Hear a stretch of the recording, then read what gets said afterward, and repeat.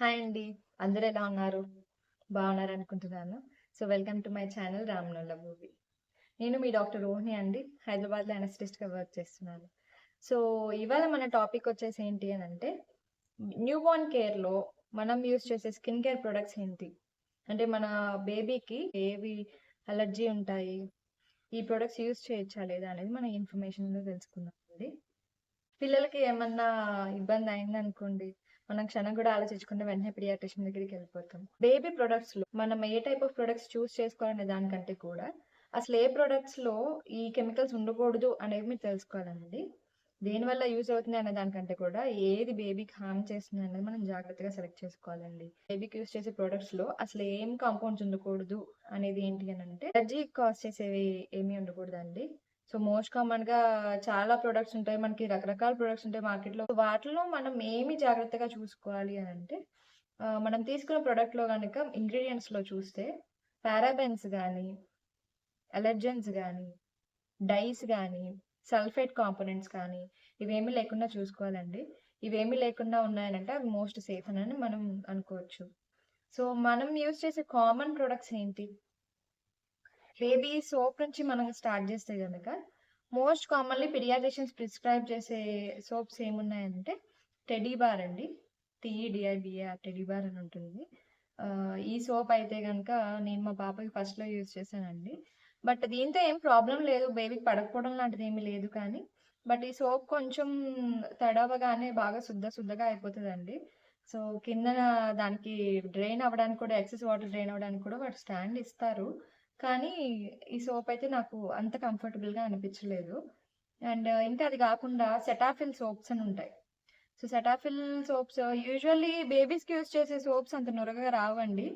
అలాంటి జాతికి చెందిందే ఈ సెటాఫిల్ గూడా. సో, సెటాఫిల్ అయితే మా పాపకి బానే పడింది. అదైతే దాంతో ప్రాబ్లమ్ ఏమీ లేదు. ఇది కూడా యూజ్ చేయొచ్చు. ఇది కూడా పీడియాట్రిషియన్ రికమెండెడ్ సోపేనండి. అండ్ ఇంకా అది కాకుండా సెబామెడ్ సోప్ అని ఉంటుంది. సెబామెడ్ సోప్ నేను తన ఫిఫ్త్, సిక్స్త్ మంత్ నుంచి నేను యూజ్ చేస్తున్నాను. ఇప్పటికీ అదే యూజ్ చేస్తున్నాను. సెబామెడ్ సోప్ నాకైతే చాలా బెస్ట్‌గా అనిపించిందండి. ఆహ్, తనకు కూడా కంఫర్టబుల్‌గా ఉంది. మోస్ట్‌లీ ఇది టియర్ ఫ్రీ లాగా కూడా ఉంటుంది. యాక్సిడెంటల్‌గా ఏమన్నా కంటికి తగిలినా గానీ ఇవేమీ అంత ఇంజురీ చేయవండి. బేబీస్ కూడా చాలా కంఫర్టబుల్‌గా ఉంటారు ఈ సోప్‌తోని. స్మెల్ కూడా చాలా బాగా అనిపిస్తుంది.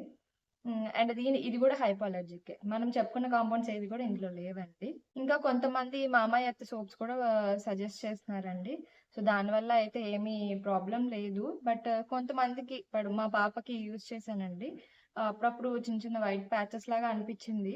అందుకని ఈ మామయ్య ఎర్త్ సోప్ అంత ఆహ్, యూజ్‌ఫుల్ అనిపియలేదు నాకు. మోస్ట్ కామన్‌గా డాక్టర్స్ ప్రిస్క్రైబ్ చేసేది కూడా ఈ 3 సోప్సేనండి. ఇంకా లోషన్స్‌కొచ్చేస్తే బేబీ లోషన్స్ మనం ఎలా చూస్ చేసుకోవాలంటే, ఆల్ టైప్ ఆఫ్ స్కిన్స్‌కి కంఫర్టబుల్‌గా ఉండాలి. అది ఎక్సెస్ ఆయిలీగా చేయకూడదు, ఎక్సెస్ డ్రైగాను చేయకూడదండి బేబీస్‌కి. అలాంటి ప్రొడక్ట్స్ మనం చూస్ చేసుకోవాలి. ఎవినో లోషన్ ఉంటాయండి. దాంట్లో వేరియస్ కాంబినేషన్స్ ఉన్నాయి. ఓట్స్‌తోని కాంబినేషన్స్ అట్లా ఉన్నాయండి. ఎవినో లోషన్ అనేది యూజ్ చేయొచ్చు. ఇంకా వెనుజువా అని యూజ్ చేస్తామండి. వెనుజువా ఇది అడల్ట్స్ కూడా రాసుకోవచ్చండి. అడల్ట్స్, బేబీస్ వీళ్ళందరికీ కూడా ఇది ఎక్సెస్ డ్రై స్కిన్‌ని చాలా ఈజీగా నార్మల్ చేస్తుందండి. మా పాపకి సిక్స్త్, సెవెంత్ మంత్‌లో అనుకుంటా. తనకి మొత్తం అన్ని చోట్ల జాయింట్స్ ఎక్కడైతే ఉంటాయో అక్కడంతా కూడా బాగా డ్రై అయిపోయి ఫ్లేకీగా అయిపోయింది స్కిన్. అంటే పొట్టు రాలుతుందని చూసారా? అంత డ్రై అయిపోయేది. నేను ఈ వెనిజువా లోషన్ రాసాను. తనకైతే ఆల్మోస్ట్ 1, 2 డేస్‌లో నార్మల్ అయిపోయింది స్కిన్. చాలా స్మూత్‌గా, చాలా హెల్తీగా ఉందండి. తన స్కిన్ ఎప్పుడు కూడా హైడ్రేటెడ్‌గా అనిపిస్తుంది. నాకైతే ఈ వెనిజువా లోషన్ బాగా నచ్చిందండి. ఇంకా అది కాకుండా ఈ సెబామెడ్ లోషన్ అనేది ఉంటుంది. అది కూడా బానే ఉంటుంది. డాక్టర్స్ ప్రిస్క్రైబ్డే. బట్ నాకైతే దాని కన్సిస్టెన్సీ కొంచెం ఫ్లూయిడీ లాగా, లిక్విడీ లాగా అనిపిచ్చింది.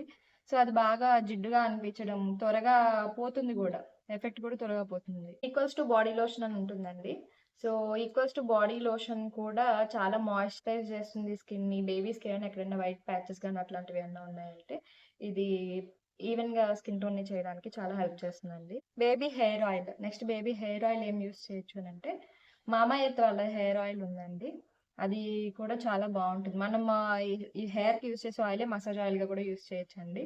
సో ప్రతి బేబీకి కూడా ఎర్లీ మార్నింగ్ లేవగానే మసాజ్ చేసి ఒక 1 అవర్ రెస్ట్ ఇచ్చిన తర్వాత బాత్ చేయించామనుకోండి, వాళ్ళు చాలా ఫ్రెష్గా ఉంటారు.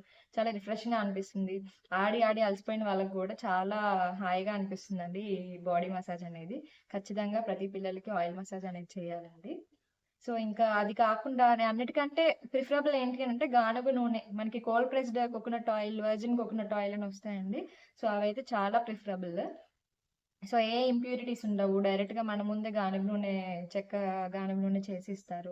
అది అందులో కోకోనట్ ఆయిల్ అనేది చాలా ప్రిఫరబుల్ అండి. అది కాకుండా మీరు ఆల్మండ్ ఆయిల్ వాడొచ్చు. ఇంకా లిటిల్ రిచువల్స్ అనే కంపెనీ వాళ్ళ నుంచి వస్తున్న వర్జిన్ కోకోనట్ ఆయిల్ కూడా బాగుందండి. సో వీటన్నిటికంటే కూడా మనం డైరెక్ట్గా వెళ్ళి తీసుకునేది నాకు చాలా బెటర్ అనిపిస్తుంది. గానుగ నూనె చాలా బెటర్ అనిపిస్తుంది. మా పాపకి అయితే గానుగ నూనె వాడుతున్నానండి. ఇంకా బేబీ షాంపూస్ అయితే మామా ఎర్త్ షాంపూ వాడుతున్నానండి నేనైతే మా పాపకి. అది చాలా బాగుంది. దాంతో అయితే నాకేం ఇబ్బంది అనిపించలేదు. టియర్ ఫ్రీ షాంపూ కూడా, దాంట్లో వేరే కాంబినేషన్స్ కూడా ఉన్నాయి. మిల్క్ బేస్డ్ ఉన్నాయి, టర్మరిక్ బేస్డ్ ఉన్నాయి. సో మీరైతే వైడ్ ఆప్షన్స్ ఉన్నాయి, వాటిని చూస్ చేసుకొని వాటిలో నుంచి సెలెక్ట్ చేసుకోవచ్చండి. అడల్ట్స్కి వాడే సోప్స్ కానీ, షాంపూస్ కానీ బేబీస్కి వాడకండి. ఎందుకంటే వాళ్ళ స్కిన్ చాలా డెలికేట్గా, స్మూత్గా ఉంటుందండి. సో మనం యూస్ చేసే సోప్స్ కనుక వాళ్ళకి వాడామనుకోండి, అవి ఎక్స్ట్రీమ్ డ్రై చేసేస్తాయి వాళ్ళకి. పిల్లలకున్న కుషన్ మెత్తటి బుగ్గలు ఇవన్నీ కూడా మనం మిస్ అయిపోతామండి. సో డెఫినెట్గా వాళ్ళకైతే వాళ్ళ సోప్సే యూస్ చేయండి. వాళ్ళ కోసం అట్లీస్ట్ ఒక 2 to 3 years వరకు కూడా బేబీ ప్రొడక్ట్సే చూస్ చేసుకోండి. డైపర్ ర్యాష్ క్రీమ్స్ ఏం వాడాలి? సో డైపర్ ర్యాష్ క్రీమ్స్ లో నాకైతే equals to diaper rash cream బాగా ఎఫెక్టివ్ గా అనిపించిందండి. అండ్ బేబీస్ కి డైపర్ టైం ఎక్కువ ఇవ్వకండి. చాలా మంది బయటకు వెళ్తున్నామనో, లేకపోతే ఇంట్లో పదే పదే మార్చాల్సి వస్తుంది అనో డైపర్ వేసేసి వదిలేస్తూ ఉంటారండి. అవి వెట్టగా ఉండడం వల్ల వాళ్ళకి చాలా ఇన్ఫెక్షన్స్ వస్తూ ఉంటాయి. అవి ఎక్కువ యూరిన్ అయితే అబ్జర్వ్ చేస్తాయి కానీ, బట్ అది ఎక్కువ బేబీ కాంటాక్ట్ ఉండడం వలన వాళ్ళకి ఇన్ఫెక్షన్స్ వచ్చే ఛాన్సెస్ త్వరగా వస్తాయి.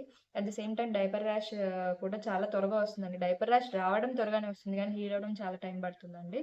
సో ఎప్పుడు కూడా డైపర్ ఫ్రీ టైం అనేది వాళ్ళకి కొంచెం ఇవ్వండి. మీరు ఇంట్లోనే ఉన్నారనుకోండి, డైపర్ ఫ్రీ టైం కొంచెం ఎక్కువసేపు ఇవ్వండి. క్లాత్ నాపీస్ యూస్ చేయడానికి ట్రై చేయండి. క్లాత్ నాపీస్ యూస్ చేసినప్పుడు ఏమవుతుందంటే ఒకసారి పీ చేసినా కానీ మనకి వెంటనే తెలిసిపోతుంది. సో వెంటనే మారుస్తాం.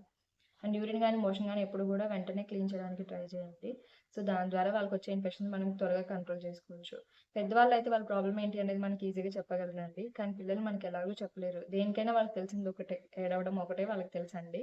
సో ఏడుస్తున్నారు అనగానే చాలా మంది ఆకలి ఆకలి అనుకొని చూస్తూ ఉంటారు.